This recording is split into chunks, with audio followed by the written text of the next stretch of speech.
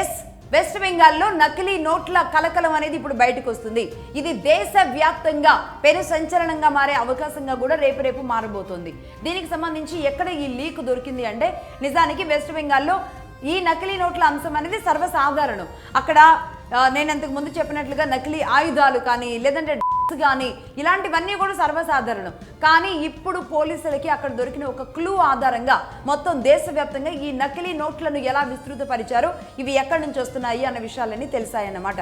అందులో భాగంగా రీసెంట్గా సురేంద్రనాథ్ కాలేజ్ దగ్గర జూన్ 3, 2026న సురేంద్రనాథ్ కాలేజ్ దగ్గర ఒక డ్రైవ్ చేస్తూ ఉండగా, ఒక క్లీనింగ్ డ్రైవ్ ఏదో చేస్తూ ఉండగా ఒక లాక్ రూమ్లో 2 పాత సూట్ కేసులు ఉన్నాయి. అందులో నకిలీ నోట్లు ఉన్నాయి, భారీగా నోట్లు కూడా కొన్ని ఉన్నాయి. అందులో ఒక గన్ను కూడా ఉంది. దీంతో డౌట్ వచ్చిన తర్వాత దాన్ని మొత్తం ఎంక్వైరీ చేస్తే దీని తీగ అతి పెద్దగానే ఉన్నట్టుగా తెలుస్తోంది. ఇది అతి పెద్ద భారీ స్కామ్ గానే ఉన్నట్టుగా తెలుస్తోంది. వెస్ట్ బెంగాల్ టు ఢిల్లీ వరకు ఏ విధంగా నకిలీ నోట్లు ముందుకు వెళ్ళాయి అనే విషయం ఇప్పుడు బయటకు వస్తోంది.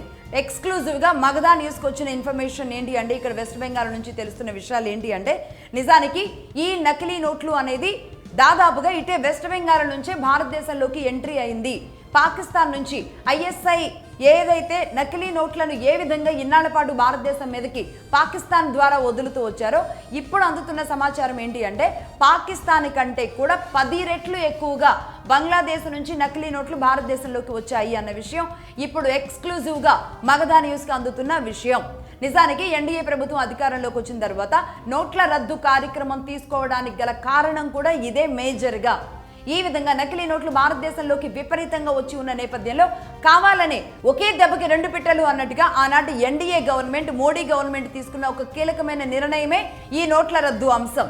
దీని ద్వారా దావూద్ టీం భారతదేశంలోకి ఏ విధంగా నకిలీ నోట్లను పంపు చేస్తూ ఉంది అనేది పాకిస్తాన్ ద్వారా వస్తున్న, ఐఎస్ఐ ద్వారా వస్తున్న నోట్లను మాత్రమే తెలుసుకోవడం జరిగింది ఆచూకీ.